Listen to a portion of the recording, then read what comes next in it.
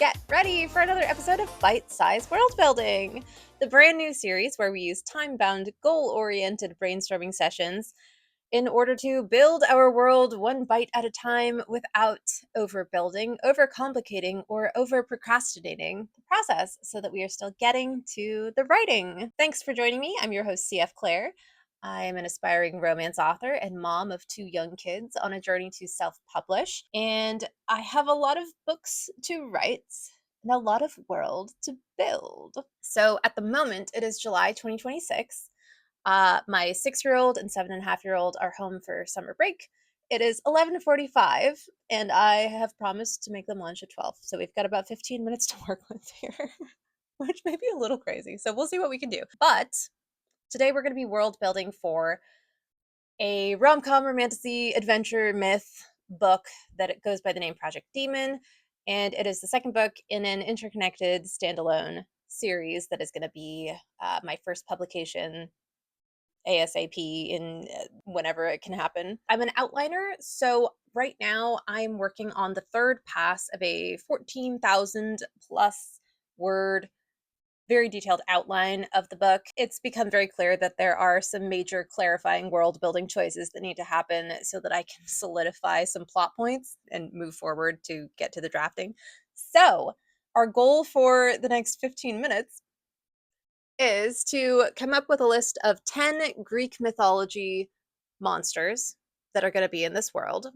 You can check out the first video in this series if you would like. It doesn't really matter. That was coming up with some of the things about this world, and we know that it is hugely Greek myth inspired. So we're coming up with 10 specific monsters that will definitely be in this world, as well as then 10 defining characteristics that they will have. Okay, we're done with our script now. Thanks for bearing with me with having a script that I don't memorize because, again, 15 minutes to work with, like, we have to move along, you know? I have here Gods and Heroes, Myths and Epics of Ancient Greece by Gustav Schwab. I have not read this book. I've read Stephen Fry's mythology stuff, but I figured we're just going to flip through to the index and see what monsters come up, and we'll see what we like or what we don't. So let's jump into it and do a little bit of world building together. What do we want for monsters? Now, I do know for sure that I want, oh my God, I can't even remember what they're called now. Chimeras. So we'll just start off with that. Number one, definitely having chimeras. Now we can flip through. And I do know just off the bat, I want to stay away from having any actual like gods in this Greek mythology inspired world, as well as stay away from any humanoid monsters. I just don't want that. So as cool as Cyclopses are, they're out of here. There is like 15 pages of index here in very small font. So let's see. Let's put Cherubitus. Cherubitus. I can't believe I don't know how to say that. I'm losing. I can't write with anything. What's happened? There are a lot of humanoid Greek monsters. Wow. But Hydra. Scylla. Yes. Okay, so we got 4 from this book. We'll just do an internet search to see if somehow the index was worse than the internet. Okay, famous Greek mythology monsters. We're going to GreekTravelTellers.com. Typhon, the father of all monsters. So apparently 15 minutes is not enough time to do something like this. When you're home with kids, especially, and one of the kids came up, they needed something, and then we had to do lunch. So, also, my mic died quite early on in filming this clip. So we have 10 things on the board. Let me just catch you up on that, and then we're gonna spend 20 minutes on doing our 10 defining characteristics. Some of what we came up with is actually vaguely humanoid, and I decided I liked the description of them, and so I'm going to extract the humanoid part of them when I put it into how I'm going to use it because they sounded cool. So we have chimeras, Cherubitus, Hydra, Scylla, Typhon, Empusa, mares of Diomedes, which are apparently man-eating horses, the Nemean lion, Stymphalian birds, which are man-eating birds with some other stuff going on.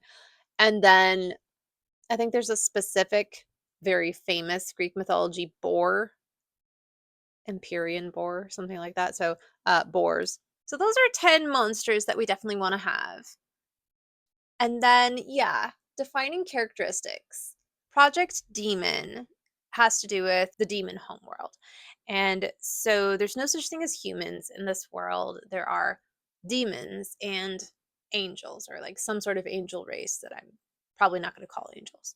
So those are the two humanoid life forms. And they're supposed to be very powerful, or at least capable of being very powerful, depending on some other factors that may be at play. So the thing was that I want there to be able to be, even among these very powerful sorts of beings, heroes among them, which was why I wanted to make sure that I had some just like crazy monsters, right? Defining characteristics, I think they should just be big. Something that we came up with in the last bite-sized world building session was that this world, I want to make sure that it is like difficult to travel. That there's a lot of travel that needs to happen sometimes, but it's difficult because of the layout of the land and the monsters of the land, and possibly even some like difficult magical elements. Demons have a capability of moving through the world through portal-esque types of things. And angels have wings. So how do we make it so that it's hard to move through the world when these things are possible? And I think the answer has to do with somehow there's a way that at least some monsters can interact with the world or with magic. So number 1, they're big. And number 2, I think at least some of them, or at least one version of monster, can eat magic or eat souls, something even more terrifying than your actual body. Everyone has different kinds of magic, and souls somehow are going to play a pretty big factor in the culture and how certain things work. So I think the fact that there might be monsters in the world who can eat your soul could be pretty freaky, pretty cool. I really liked the description for Typhon from this website I was looking it up, um, where it said that he appears in a storm. That's cool. Number 3, they accompany or herald a storm. I think there's nothing wrong with the basics too. Like, yes, we said big, but also how about fast? There's just like fast. One of the most common things about all of these monsters is that in all of the descriptions, they're like, they're man eating. It's just like, yes, we have like boars and a kind of bird, Stymphalian bird, but probably every monster would prefer to eat demons or angels. So, man-eating. I think it was the Nemean lion that also said its hide was like impenetrable. So that's pretty good.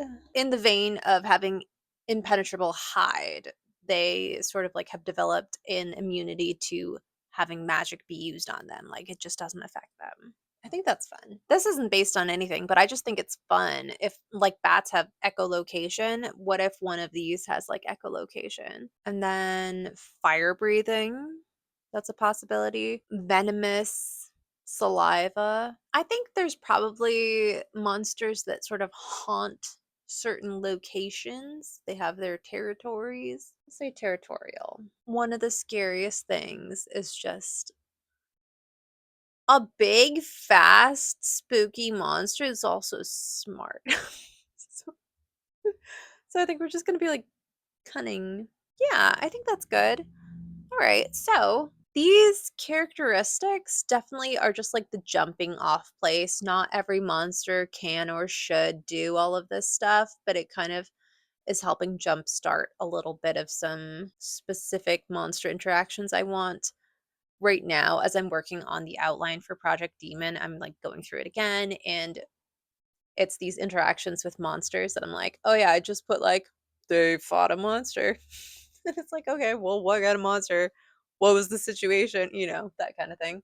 So this is very helpful. So that feels great. Thanks for hanging out, guys. A little bit of a funny way to have a second episode with the mic dying like 5 minutes in and then coming back a couple hours later. But what are you gonna do? I'll put up on the screen easier to read form of what we just came up with today. I hope you're doing well. I hope your writing's going well, your world building's going well, and I will see you in the next video.